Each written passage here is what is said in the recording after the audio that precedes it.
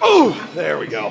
YouTube, what is up? We are back with day 106 on the quest to clean 405. And I gotta be honest with you guys, the body is in shambles today. We got after those snatches and cleans yesterday, and then we went straight to domeball where we yeeted ourselves in the field and on the base paths trying to get our sprint work in the outfield and sprinting the bases. We hit a couple triples yesterday. We hit a couple doubles yesterday. We were flying around the base paths and in the outfield, but the body is feeling all of that. We also climbed with the girlfriend, and the forearms are freaking shots, but we got some good pull work in there, and the wall was feeling good. The wall was generous to us this week. It is early Thursday morning because it is Thanksgiving, and we are going to go celebrate with the family right away after this, but we have to be quick so I don't get yelled at by my aunts for being late to dinner. So today we got some quick snatches, we got some quick hang cleans, and we got a quick set of heavy squats, preparing ourselves for tomorrow's heavy ass Friday. We are basking ourselves in the red like God here to try and get something out of this body today and heal, but we are dragging a little bit of butt. But the turkey must be earned. Let's get after it. Let's go. So to start today, we just warmed up with some glove work for 10 minutes. Kind of like warming up with some softball work just to get out of the weight room, get the body moving, get the body flowing. But again, we are pretty beat up today. So we got 5 sets of 2 at 165 snatches. We are gonna do some deficit snatches today because I was talking about them. I teased myself about them. I think on days when you're super beat up, variation is one of your best friends. It makes it a little bit more fun. It gives you a little new challenge other than just trying to move the bar in the same way over and over again. And I found these plates that are actually flat to stand on, so it should be the perfect setup. So we're gonna experiment with that today. We got 5 sets of 2. We got to build up to 165, which is obviously a very lightweight. And the goal is to move the bar as fast as humanly possible and get ready for tomorrow's session. But this is the first time doing snatch deficits. So let's get after them and let's see how they go. Oh. Those are a little awkward. My starting position is a little goofy there, but we'll build it up. It's good weight to build it up on today. I think I'm gonna start, I was just watching Beefcake Sense do these. I think I'm gonna start a little bit higher and not in a fully squatted position, but a more of a hinge position with that butt higher. That squatted start position was a little bit goofy here. Let's keep building up. Ooh. Yeah, those are awkward. So I am 6'1" and 3/4. This is not like a Tinder 6'1" and 3/4 where I'm actually like 5'11". Every time I meet a lot of people in person and they're like, wow, you're way taller than I thought you were, which I don't take as a compliment. This is not like a humble flex or a brag. I'm like, Jesus Christ, like, what the fuck do I look like on Instagram? You would think you would want to look taller on Instagram and people would meet you in person and be like, holy fuck, shorter in real life because you're doing yourself justice on the angles. But I'm a legit 6'1" and 3/4. We've measured it at the gym multiple times because a funny thing we do at the gym is whenever a guy says they're 6 foot when they're obviously not 6 foot, we take out the tape measure right away and measure them. But my 6'1" on 3/4 could be stretched out to a 6'2", 6'3" on a dating profile or football roster. But at this legit 6'1" and 3/4, almost 6 feet of it is in my torso. My torso is super long, my legs are super short, and my arms are shorter. I do not have a very big wingspan. So when I do these deficits, it always just feels like such a awkward position. I feel like deficits are really good for guys with long arms that can reach down. And anytime I do any deficit pulls, it's just such an awkward starting position for me. I like it. It's not complaining about it, but it's such an awkward position to like be able to reach my arms down there with my fucking torso that is like 70% of my height. Super funny, like when I sit, I'm so much taller when I sit than when I stand. My legs do not add very much height. My legs are built for squatting, and I don't really know what my torso is built for, but thank God my torso has some length. Otherwise, we'd have short man syndrome hardcore. But that's why these snatch deficits feel a little goofy, but goofy is not a bad thing. Let's get after it. Let's go.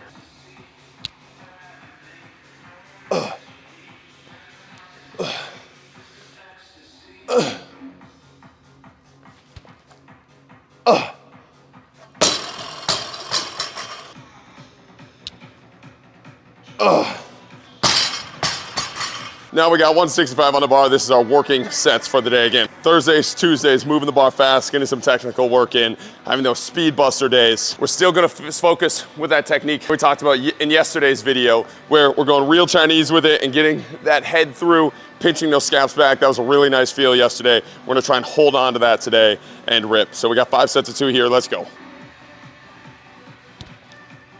Ooh.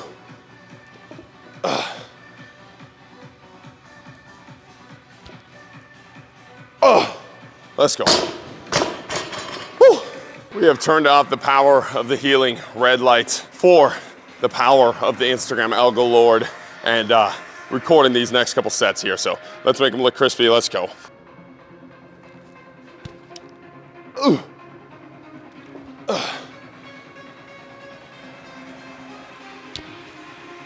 Ooh, let's go.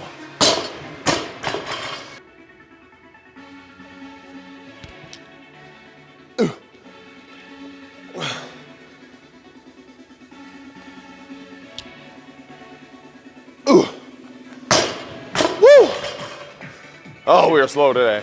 Kind of a big fan. I'm watching these deficit pulls back, and big fan of the patience these teach. You really, really cannot rush these. If you rush these, I mean, it's not even like you have an option to rush these because you start in such an awkward position, but it really teaches a good, nice, and slow and controlled pull, and it almost like doubles the length, especially from the blocks where we normally go from. So that's a really, really good feel. If you struggle on rushing that pull, I think these deficit snatches could be a big unlock for you. These are nice. Let's hit our fourth set here.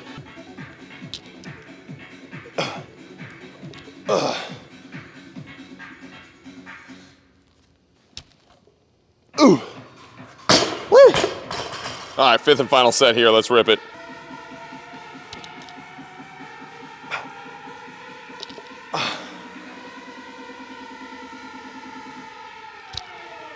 Ooh, let's go. Woo. All right, now we got to build up to 260 pounds for 4 sets of 1 on these high hang cleans. Again, just drilling in that speed for tomorrow, just getting some work in for tomorrow. Should be pretty light, should be flying around. Before we hit the set, I want to answer the question I got asked about specific conditioning games I use for my athletes and how I go about approaching conditioning when I use a small-sided game approach. And it's something that's kind of super silly to me. Like, people are looking for specific games to play for conditioning. And like every coach, especially the coaches that are like anti-small-sided games and like big into the conditioning side for athletes, all they talk about is you need to do work to rest ratio, work to rest ratio, work to rest ratio. And they'll have them on the rowers, and they'll have them on the bikes, and they'll have them on the treadmills, and they'll have them do tempo runs. And obviously, I think tempo runs are the best out of all of them. It's because you do build up some of the volume for the soft tissue that you need. And it's kind of a 2-for-1 stone. But I think when you approach the small-sided games, you can get like a 3 to 4 to 1. Where you can work conditioning, you can work the skill, you can work the soft tissue work, especially in a variety of different ways, rather than just going straight down and back with the tempo runs when athletes are required over and over again to cut and plant and do all of these activities. I think you build up the soft tissue much better by exposing them to a multitude of different directions. But the same approach of the work to rest ratio comes into play when you approach it in the small-sided games, where you just have longer work and shorter rest ratios, right?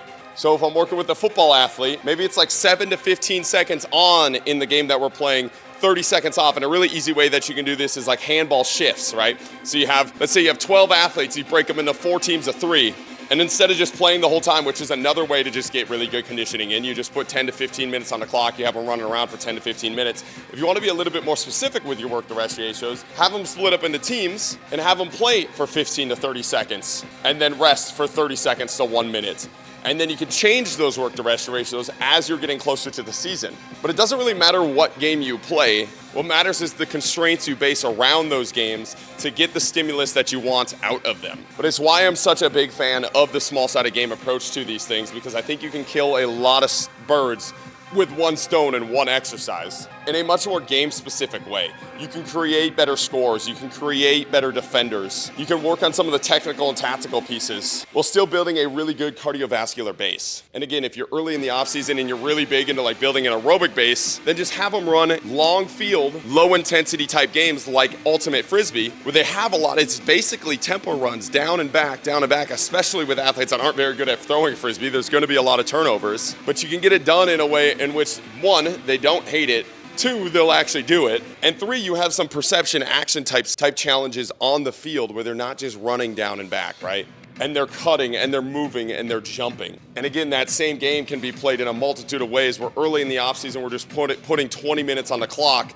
We're playing long fields. We're building up a big aerobic base. We're gassing them out. And then as we get closer to the season and we want to get a little bit more specific, we'll make it a shorter field. Maybe we'll take the frisbee out of it. We'll put a handball into it. So the actions are faster. The moves are faster. Maybe we'll flag them up. Whereas ultimate frisbee, we're not running with the frisbee, but we'll flag them up later in the offseason where they're moving and running. It's a little bit higher intensity. We'll shorten the field.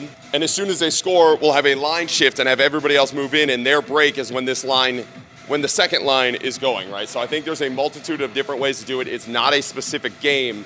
It's the constraints around the game that you're doing and just thinking about the game that you're playing, right?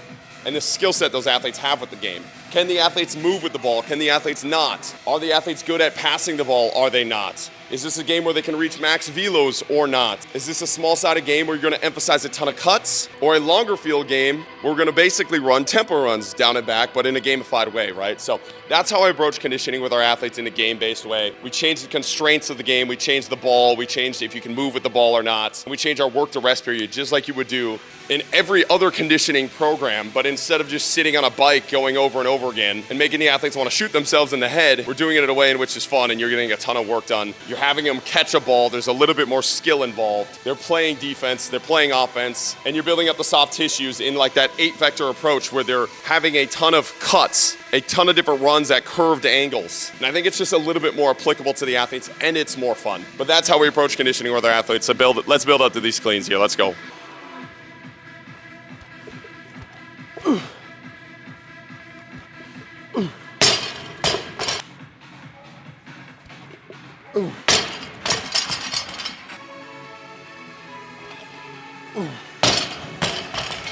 First working set here, 260 pounds, moving this bar, crispy. Let's get it.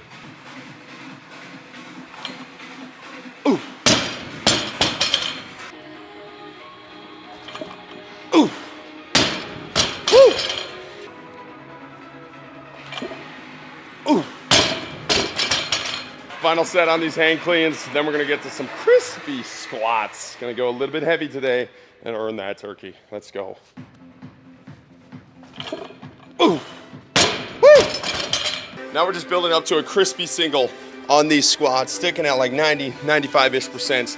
Want to be clean, but want to be decently heavy. No grindy reps here. Let's go.